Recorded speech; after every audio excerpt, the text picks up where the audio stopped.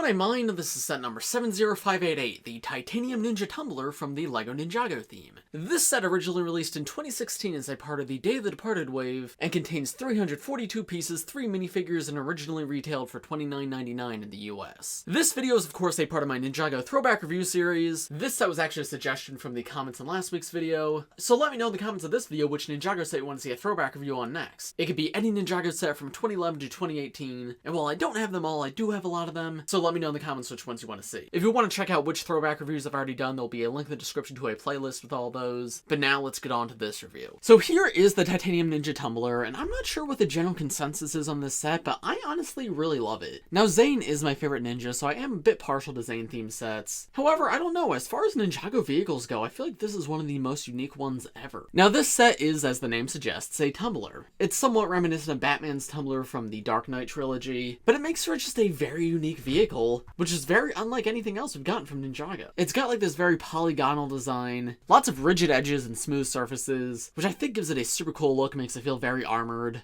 There's a few stickers on it too which depict like icy detail, which I think looks great. You can see of course that's present on both sides. The side of the windshield you can see we have Zane's name on a sticker. Very similar sticker on the other side though with his kimono symbol. And then on the very top you have the Day of the Departed version of his original symbol. We've also got what looks like Zane's heart right here, which is powering the vehicle. I assume it's not his heart exactly, but a similar power source used for the vehicle, and that's a very cool reference. But yeah, I just love the shaping of everything here. Even though these are just big molded parts, I don't know, the shape of them really fits with the brick built parts on the edges. The designers really did do a good job of like making all this go together. But this is of course also the cockpit of the vehicle, and it can be opened up. You just lift it up from the top, you can see this entire thing hinges open. Now that's something I really like, because a lot of time LEGO vehicles you'll just sort of take the top off, put the minifigure in, then put the top back on. But I love the way this hinges. And it's not just like a tiny part of the vehicle that hinges, like no, it's this giant door that opens. But I feel like that really helps make the vehicle more realistic, and just more fun too. Like it's a very smooth transformation. And there you can see now there's room to sit a minifigure if you want. So you could of course sit Zane in to have him drive the vehicle and then close it back up around him. And there's how he looks actually sitting inside. Very well hidden away. And like the transformation to open it up isn't obvious when it's all closed up. Just very sleek and a ton of fun. I absolutely love that. Now you can see there's actually a stickered part on the inside of the windshield, and it looks like we've got Pixel on a little screen right there. That's a very fun touch, and even though you usually can't see the screen, I'm happy they included that there. Moving towards the back of the vehicle, there's these two stud shooters, and they of course shoot these trans light blue studs. And then at the very back you have more of that like armor that folds down. However, this part's a little bit different. You can see these bits can actually be hinged up, and then this entire section could also be removed. And this separates to be like its own little flyer. You can have Zane like attached to the flyer like this, with his legs sort of hanging out the back, which I do think is a fun option. The flyer itself looks a little bit awkward, but the flyer existing doesn't really take away from the appearance of the full build at all. So honestly, I don't mind it being here. While it's not like the best looking build on its own, it's at the very least a fun play feature. And as long as it doesn't detract from the main build, yeah, I don't mind it. I'm happy it's here. I just feel like these gold blades on the front extend maybe a little bit too far. Anyway, you can see the flyer reattaches right here, but taking it back off so we can look at this next part. Here we also have a little chamber, which I really like. So this can also be removed, you just pull it out, and it's like this sort of diagnostics freezing chamber, and it has room to hold a minifigure inside. So like if you have Zane catch one of the villains in the set, you could put him in here and run tests on him, or I guess you could imagine like Zane getting injured, and he could be put in this chamber to heal. Either way, I think this sticker's super cool, and I always loved things like this as a kid. I think Space Police did something similar with their prisons, and I always thought that was like the coolest thing as a kid, so this makes me very happy to see. You can see the top hinges open just like that. There's the room inside to put a minifigure, and you can have the Nindroids or Zane attached very easily, close it back up around them, and then you can use this as a separate build or just reattach it to the tumbler itself, which I think is a ton of fun for play.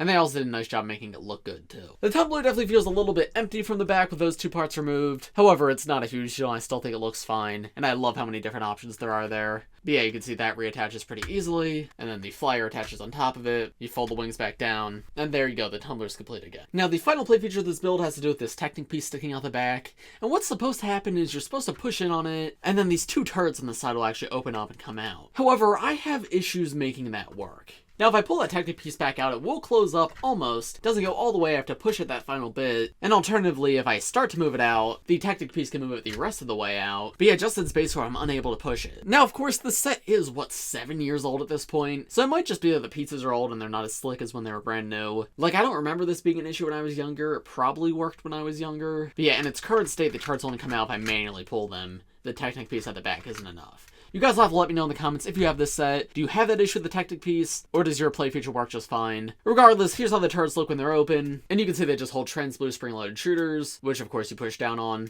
the bolt shoots out. It's cool that those are there, and I love how well they actually tuck away.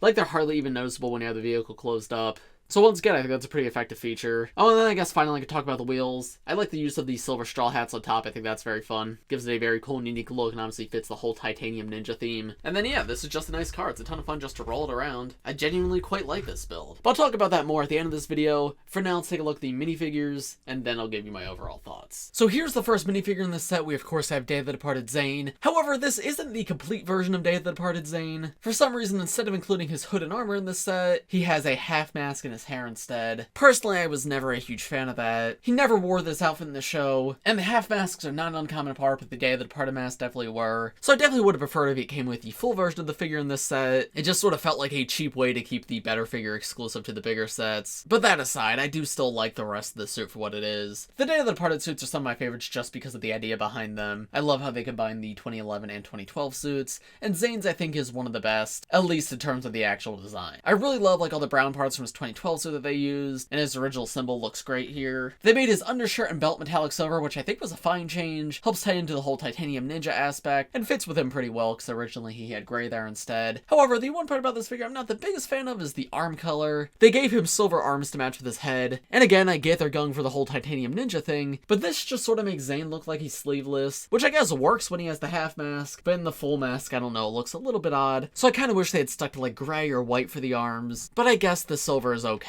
But I don't know, it just sort of takes me out of what the suit's trying to be, because silver's not really present on the 2011 or 2012 suits. We did get Zane's hairpiece here, which was new for this wave, so that is a nice touch, but it is just the original crew cut hairpiece in silver. And then taking the mask and hair off, there you can see his full face print, where of course he's got his titanium smiling face, and then the alternate side he's got like the blue visor and the more stern expression. But overall, I think this figure is good enough. I just wish it was the complete version of the figure. And then here are the other two minifigures in the set. We have two Day of the Departed Nindroids, and I think these are just whatever. I've never been the biggest Nindroid fan, both in the show and in the sets, and the Day of the Departed Nindroids are far from the best version of the Nindroids. The legacy ones aren't great, but they're at least more detailed than the originals, but I don't know, the Day of the Departed ones have the same level of detail as the originals, except just without leg printing.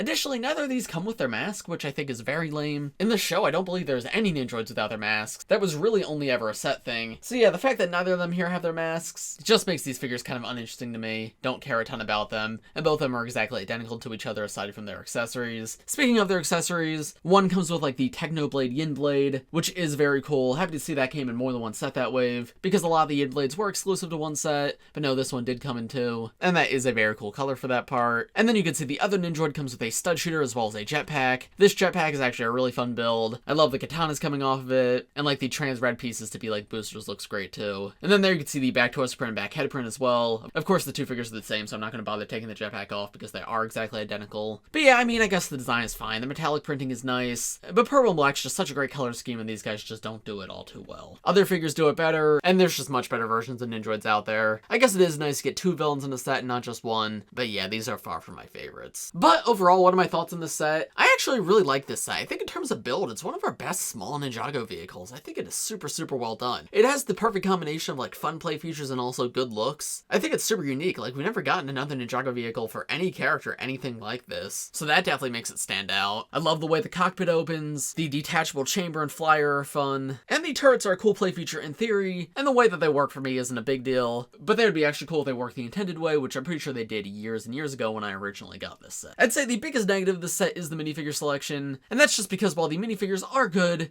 these are kind of bad versions of them. Like, Day of the Departed Zane is a great idea, except he doesn't come with his hood and armor. And the Nindroids, while personally they're far from my favorite, they could still be cool to get. However, I really wish they came with their hoods in some way. However, I guess this was the cheapest way to get Day of the Departed Zane, so if you weren't going to get the other set with him, I guess this was a fine option. But overall, I'd say the build of this set's fantastic, but the minifigure selection leaves a little bit to be desired. So would I recommend this set? 100%. Again, I don't know how much this goes from the aftermarket, because I didn't get it on the aftermarket. I got it back in 2016, but if it's not that expensive, I highly recommend you check it out, because I genuinely think it's a really good one, and it would probably be up there as one of my favorite Ninjago vehicles of all time. But of course, those are just my thoughts. Let me know what you guys think of this set in the comments below. If you enjoyed this video and could give it a like, I would greatly appreciate it, as well as subscribe to the channel if you're new. Thanks for watching, everybody, and I will see you all in the next one. Bye!